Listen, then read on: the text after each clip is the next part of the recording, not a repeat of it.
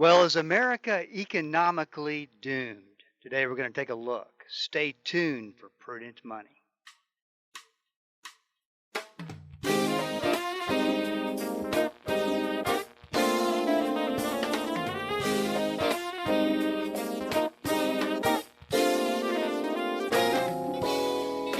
Good afternoon. This is Bob Brooks, and you are listening to the Prudent Money Radio Show. Thank you so much for joining me today, and you know I do appreciate it. Well, out of control federal spending, hyperinflation, national debt, there's quite a bit to keep your mind occupied these days. Where do you think our economy is heading? Well, Chuck Bentley, CEO of Crown.org, is here to give us his viewpoint. And Chuck, always great to hear your voice. Well, thank you, Bob. I hope you're doing well. It's good to be back with you today. Yeah, I think the last time you were on the program, we talked a little bit about the heat and everything. I'll have you know, it's only 99 degrees today, and it's about it's about to rain, so it doesn't get much better than that. Oh, that's exciting.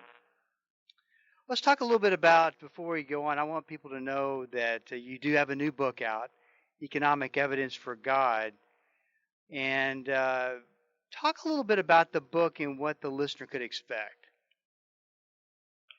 Well, so many books are written about finding evidence for God through creation, through studying science or deep theology or scholarship or archaeology. There's just so many ways to sort of come at the apologetic of the existence of God. And I found a different route, a route that very few people think about, and that's the numbers. When you just look at the numbers around us and how God designed economics to work, you see evidence for his reality. And I think when people read the book, two things will happen. Number one, I hope they'll draw closer to God and know him better. And secondly, that they'll think about him in their daily financial choices.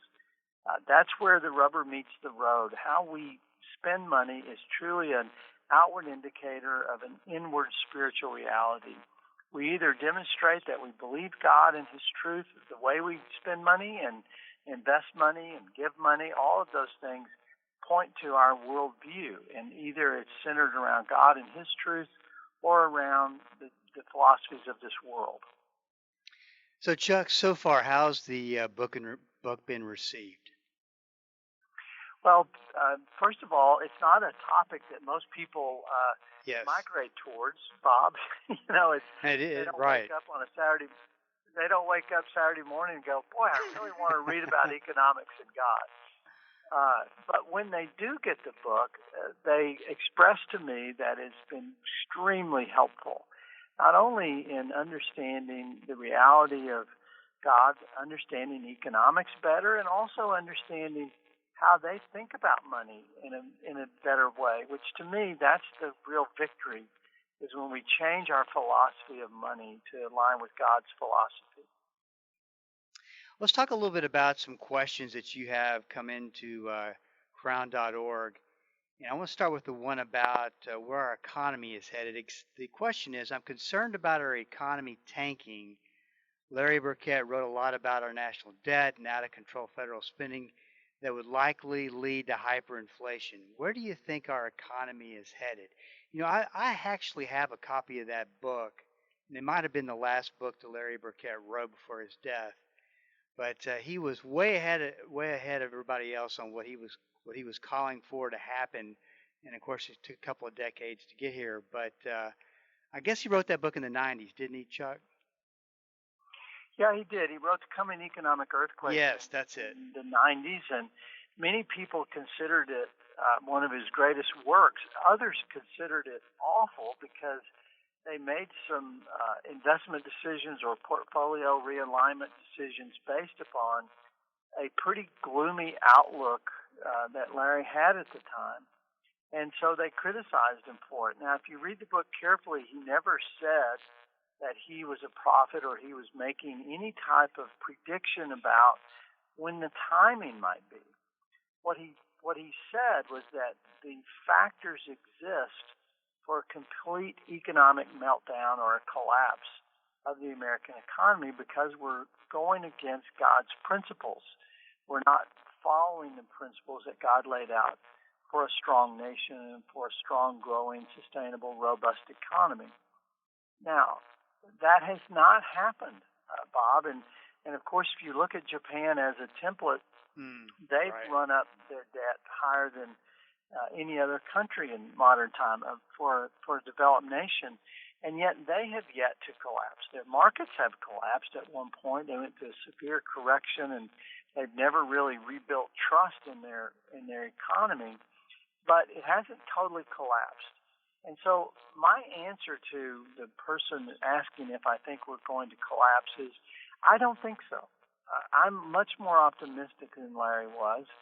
Although all the ingredients exist, there's one ingredient that must happen for a complete collapse, and we're not there yet, although it looks challenging at times, and that's political instability. Basically, if you think about it as a family, if a family runs up a massive amount of debt, but they're sticking it out, the husband and wife are both doing their best to manage their debt, or they're on a workout plan, usually the lender will go along with you. But if a divorce happens and neither party wants to take responsibility for that debt, you usually see dual bankruptcies. Well, the same is true when there's a national crisis at the political level. If we've already got the debt, and once political instability happens, then the rest of the world or our lenders look at us and say, wow, they're not going to pay that back. And so it gets really, really ugly fast. So we need to pray for civil discourse in our society. We need to pray for a willingness for both sides to talk to each other and to keep the wheels on the bus. That's when it's going to get really ugly in our society, Bob.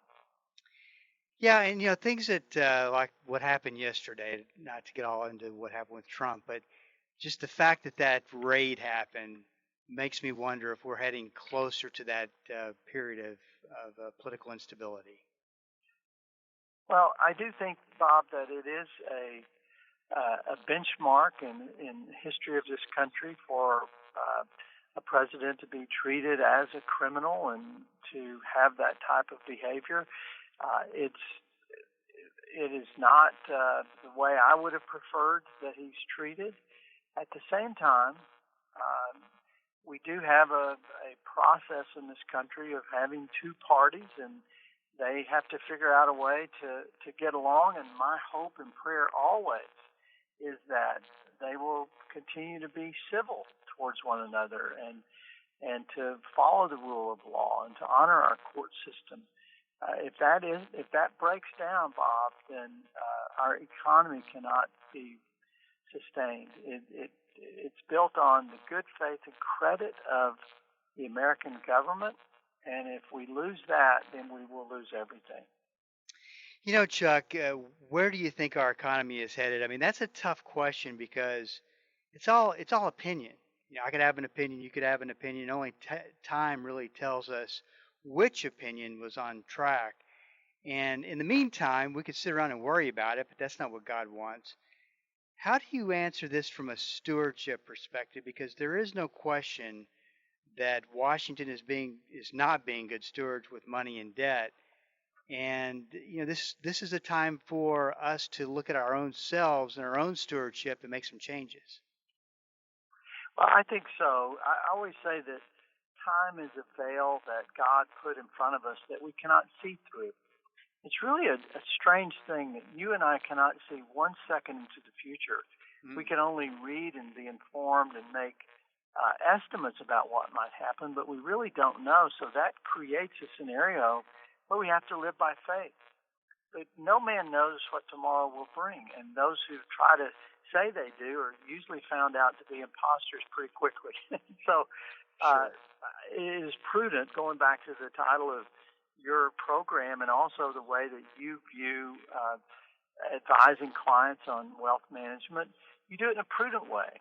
And the Bible says prudence is this character quality that you're not a victim of your circumstances because you're prepared. You're thinking ahead. You're anticipating turbulence. And if the pilot says, "Ladies and gentlemen, I think we're going into some rough air. Good idea to fasten your seatbelt." That's prudent. That's anticipating what is to come. And I think all of us need to be prudent right now. And the Bible encourages that characteristic. And that means you're prepared. You do things now knowing that everything is not always going to be smooth and easy. And I think all of the handwriting on the wall points to difficult days ahead. The math doesn't work in regard to our federal debt. The math doesn't work in regard to the current inflationary rates that we're experiencing. All of these are foreboding of turbulence. And financially speaking, we need to be ready for difficult days. In your answer on the website, you quote probably one of my favorite verses, Proverbs 22:3. The prudent see danger and take refuge, but the simple keep going on and pay the penalty. What just always strikes me about that verse is the fact that you can go up about 5 chapters and find the exact same verse at Proverbs 27:12. And I'm not sure, I don't know the numbers behind it, but I'm not sure there's too many verses that are same verse, word for word, in the same book, and especially in the book of wisdom. And I think it speaks to a lot of what we, as stewards of what God has blessed us with, need to be doing at this point. I think so, Bob, and that's one of the reasons I enjoy the work that you do and the way that you've structured your practice to advise others. You're helping them to become prudent. I was just reminded this week my youngest son has totaled 2 cars in the same year. One was his fault and one wasn't. But on the one that wasn't his fault, he was in a 6-car pileup because he was out driving when there was an ice warning in our area. Now, I told him that very day, I'm going home at 2 o'clock. I'm not going to be driving in the snow and ice. This was back in January. Well, he did. And, of course, he got hit from behind, and his car was totaled. And that was not prudent, in my opinion. Prudent people stayed off of the ice. And I think when we look at the economy right now, we see the market correcting, we see inflation, we see supply chain disruptions. It is really a good time to understand what it means to be a godly steward and to put that into practice. One of the steps that you mentioned, and you can find this question on crown.org, is to continue to save and give. Let's focus on the giving side of things for a second. I've thought a lot about this for the person who is living paycheck to paycheck. How do you start tithing or at least giving something?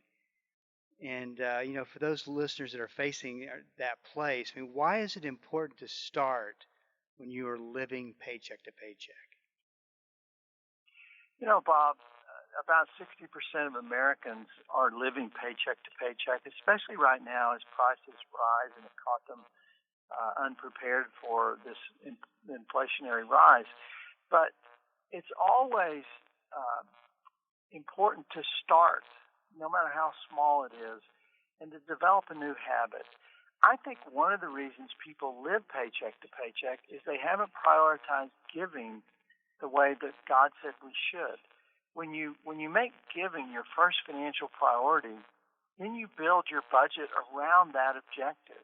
What most people do is they leave it to see what's left over at the end of the month, and then they'll tip a little bit to God out of gratitude for having something left over.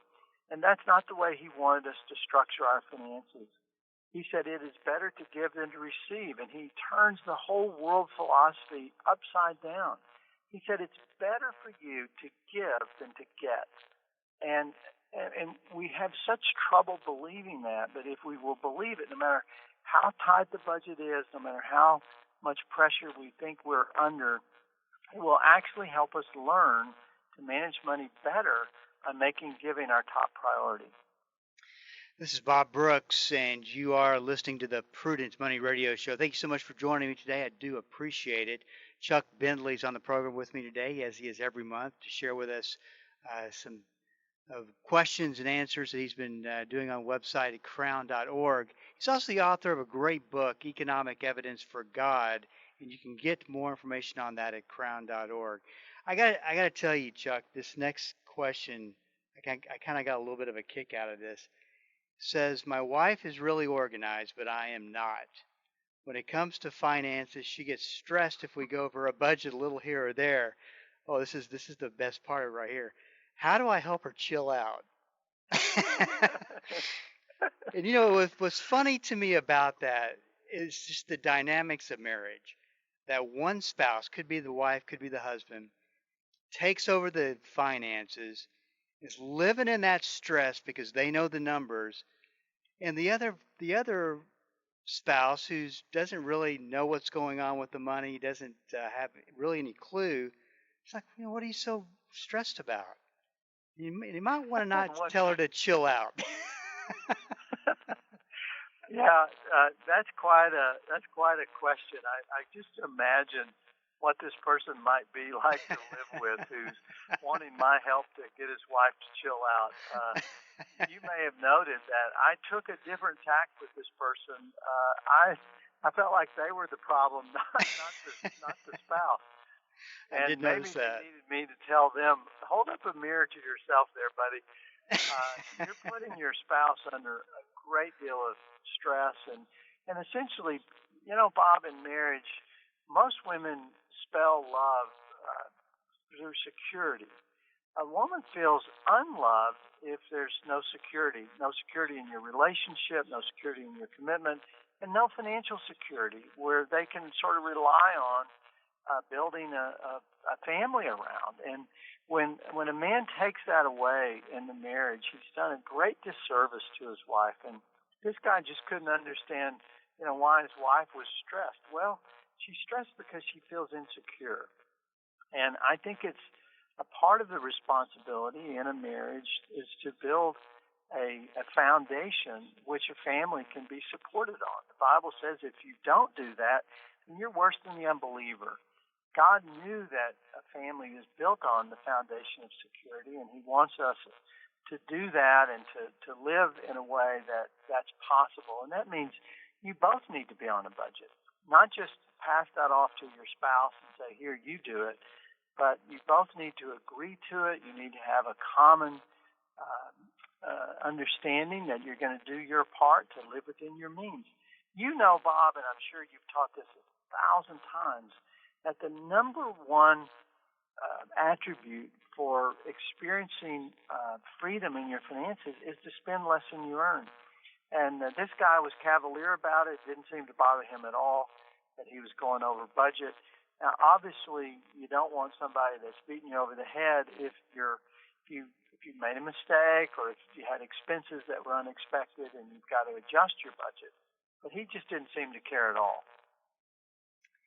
Yeah, so, a lot of people deal with this. And what's your advice to a situation where you do have one spouse who's taking care of everything, the other one's kind of in the dark, maybe intentionally, maybe not intentionally. But how do you get them working together again and be getting on the same page? Yeah, I've always recommended what I call a money date, where once a month, once a quarter, or at a minimum once a year, set aside a date at your favorite place, go away for the weekend or just to your favorite restaurant, and make a plan to talk about your finances over a nice dinner. Make it a pleasant experience. It shouldn't be something akin to mud wrestling where everybody just gets, into some sort of condemning mode, of an arguing mode. But be prepared. Take a notebook, show the finances to the spouse that's uninformed, share some of the things they need to know in case, you were to die, so that they feel like you're investing in bringing peace and harmony to the relationship. And then ask questions around what goals do we need to agree upon and to set for our family. I found doing money dates on a regular basis just does wonders for a couple, whether it's a young couple starting out or even people like ourselves, seniors who are trying to think about how we want to finish well and what do we want to do regarding our estate. a money date is just a great way to work it into your normal lifestyle. Yeah, something else that I might add to that too, Chuck, is that I think it's easy as the spouse who has not participated in the budgeting process. Just the thing you don't want to do is sit down with your spouse who's been taking care of everything and start openly criticizing he or she on how they've been handling the budgeting. That would not go over well. Right. In fact, you know, it takes all kinds, and in most marriages, you're married to an opposite. It's not uncommon for somebody to be the spender and somebody to be the saver, somebody to be more risk oriented, and the other to be very, very careful and meticulous. One is probably the visionary and the big picture person in the family, and the other one is the micromanager. And so neither one should be criticized. What Right. I've found is that, sometimes the budgeter is the most critical of the one who's the non-budgeter. In my family, I'm the one that's not good at budgeting, Bob. I know that may catch you as off guard a little bit, but my wife is much better than I am. And so she keeps me informed, and what I've learned to do is to respect her pickiness. I mean, truly, it's a gift. She can stretch a penny into a copper wire. And, I mean, she's that tight, and I'm not. But she's also grown to respect what I do, which is set direction for us and set goals and parameters for how we're going to operate with money. And we get along very well, and neither one are critical of the other. Once again, Chuck's new book is Economic Evidence for God, Uncovering the Invisible Hand That Guides the Economy. For more information, go to crown.org. Chuck, always great to talk to you. Talk to you next month. God bless. Thank you, Bob. This is Bob Brooks, and you are listening to the Prudent Money Radio Show. I was just thinking about this, how critical it is to go into that conversation with a lot of grace. And, I think for the spouse that has not been participating in the process, is to ask a lot of questions and just get informed, not to perhaps offer your opinion, just to show grace. And hopefully, that the same thing is with the other spouse is showing grace to you as well. But I think it's important for both spouses to be doing that when you're potentially going into what could turn into be a tough discussion. I think that's why, of course, that it's why husbands and wives avoid these conversations and don't have these discussions. I think in a time like this, when things can go south in a hurry from an economic standpoint, the husband and wife being on the same page is so extremely important, and to make sure that everybody is aligned with your values and your priorities, and you're spending money that way. Hey, this is Bob Brooks. If you got a question for me, please go to the website at prudentmoney.com and send it in, because we are all out of time. Till we do meet again next time. Keep the faith and have a great rest of the day.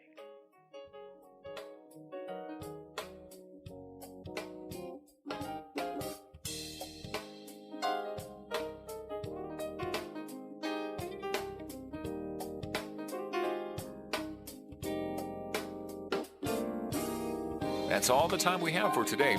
Questions or comments for Bob, or to find out more great information like what you've just heard, visit www.prudentmoney.com. Be sure to join Bob Brooks again for the next edition of Prudent Money.